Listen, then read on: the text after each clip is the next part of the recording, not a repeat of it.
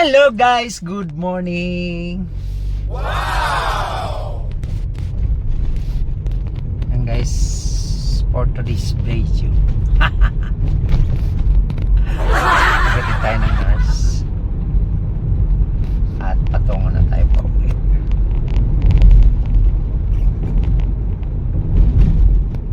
Yan guys, nandito tayo ngayon sa Ocean Park. Kaya patungo na tayo sa Taitam. Ayan. Kakatapos na bumaba ng mga nurse. Kaya samahan nyo kami! Ay, ako lang pala.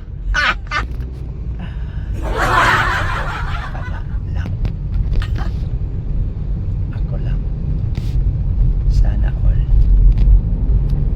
vlogger. Nakakatawa. Napakaganda ng panahon ngayon. Kahapon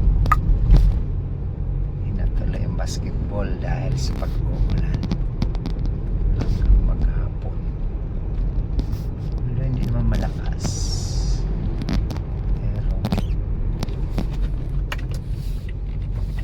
Tuloy-tuloy wala na isang very delikado para sa madulas kasi walang bubong dito kasi sa Hong Kong wala gaano may bubong, covered court lang pero bihira lang kasi dito para lang talaga sa mga taong gusto magpainit. Yan ang pinaka-playground nila. Choice ka dahil wala ka naman makuha dito nga lagi may bakanting covered court dahil lagi yan maraming nagre-renta. Hindi ka basta-basta makakuha ng matagalan yung mga slot ng covered court kaya lugi ka. Isang oras na may salamin liga na yan sunod-sunod.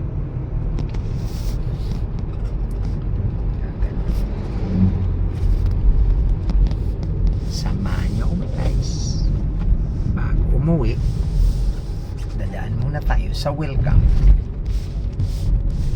kaya stipot lang kayo. Wow, ang ganda guys ng camera. Ganda ng camera. Wow! Maganda siya. Hindi siya nagkagalaw. Tama nga sinabi nila. Maganda siya pa-vlog. Aray ko. Aray ko. Ano ba? Sure. Wow, maganda nga yung panahon. Ayan guys.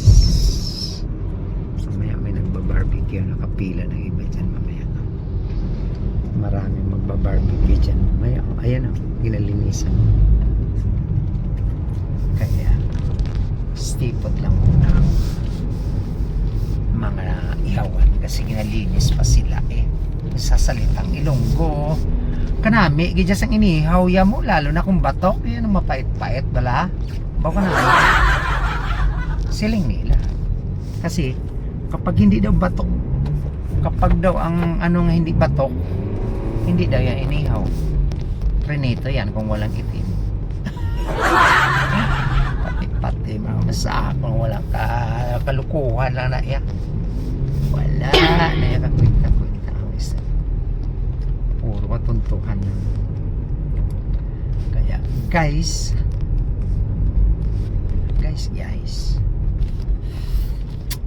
tagal pa tayo makabakasyon nito. Pinikwentuhan ko lang kayo guys para ma-experience nyo yung iskinita dito. Iskinita to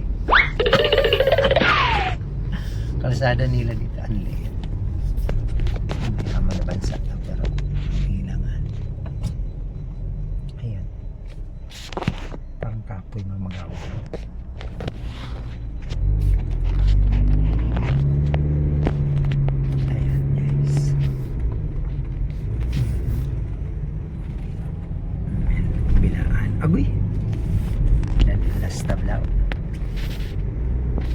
Las Takya. Maganda to kay Duwat. Ang galing. Ayan ang mga dambuhala. Anong araw guys, yung bus, yung mga double decker na bus na yan, ay kasabay sa atin yan nung panahon ng Senior Marcos. Hindi ngayon na Marcos ha. Marcos ngayon wala. Wala. Gulo ang Pilipinas. Totoo lang. Wala tayo sa kinakampihan, pero ang totoo lang. So okay pa si Tatay Digong sa panahon niya. Kung hindi lang nag-pandemic, ganda ng Pilipinas ngayon. Matiwasay, malinis. Una sa lahat, babalik ang paggalang ng tao. Ano sabi ni Duterte bago siya tumakbo? Madugo ang pagtakbo niya. Bakit? Siyempre lilinisin niya. Ito naman ang mga matatalino tong mga ang mga tao na tinuturing pa naman mga senador pa naman mga attorney ang iba. Hindi naman lahat. But mostly yung mga hindi rin din dyan attorney na kontra Duterte, ayaw nila ng lalo na yung Trillanes na yan, Dilema, Chief Justice pa naman, ayaw nila ng madugo. Siyempre nililinis ang mga hindi naman ikaw ba naman papatayin mong tao walang ginawa, diba? Masama yun. So yung mga tao naglalabag sa krimen, yan lang ang namamatay. Ulo talaga madugo. Kung yan man naman ang iba nadadamay, siyempre hindi man yan sinasadya. Kung baga na nakiisyuso o nadamay lang, yan nagkataon talaga nga para sa kanya. So hindi naman lahat nga ganun lagi ang nangyari. So dapat mga may unawa dyan. Ako maganda yung patakaran niya. Yun ang tamang bakal na kamay talaga. Amazing! Magaling. Yung Davao, magulo nung araw. Ako pili lang. Kita mo yung mga MP sa Davao. Matino. Namamalingki pa. Wala. Hindi maayos eh. Alam mo, nung humawak ng Pilipinas, okay, di ba? Nagkataon lang. Totoo din naman yan. Dapat si Digong yan. Yung mga spratly na yan, may problema na yan pala. Dapat sinisisi dyan yung namuno nga pumalit sa tatay na Marcos Jr. Dapat yun ang nagpatuloy na magiging maayos. O ngayon, ilang dekada na taon naman kay Marcos, nakipag-alyado lang sa China dahil dyan sa kailangan maangkat ng atin mga saging negosyo. Maganda ang daloy na negosyo ng Pilipinas, maunlad. Pero yun lang, dumaan ang COVID-19, although nagawa niya pa rin ang paraan. O anong gagawin niya? Makipag-alyado sa ibang bansa para matulungan ang ating bansa. Ngayon, ang mga tao dyan, sa ginawa ng tao na yun, ng ating Pangulong dating Duterte, maayos. Nung pumalit, ginulo na naman.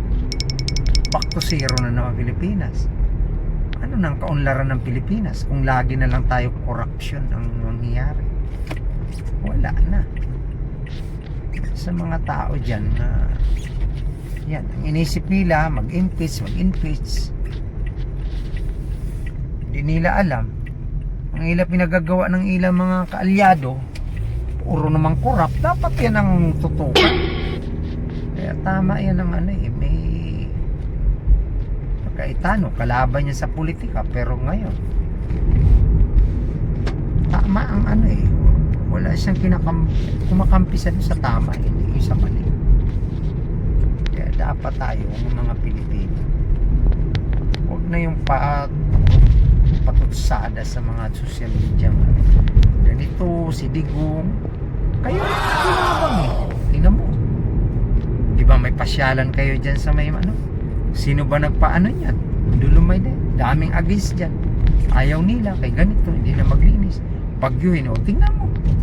Kaya malinis. Daming turista, dami na mamasyal. Di ba? Ang dating bulok, ngayon hindi na bulok. May basura man, hindi na mawala yan. Sa kapabayaan ng talaga ng tao yan nga. Walang disiplina. Yun ang mangyayari sa atin bansa, atin dyan sa Manila Bay. Pero kung may mga tao naman na mamalasakit yan, ang basura dito sa Hong Kong, mayroon, alam mo, kumakalat lang dito yun. Kapwa rin natin ng mga hindi nag-iisip, mayroon pangilan-ngilan, pero kadalasan talagang stricto sila pagdating sa basura. Talagang ano. Kaya guys, nandito na tayo pala sa welcome dito sa nabanggit sa inyo. Kaya hanggang dito na lang.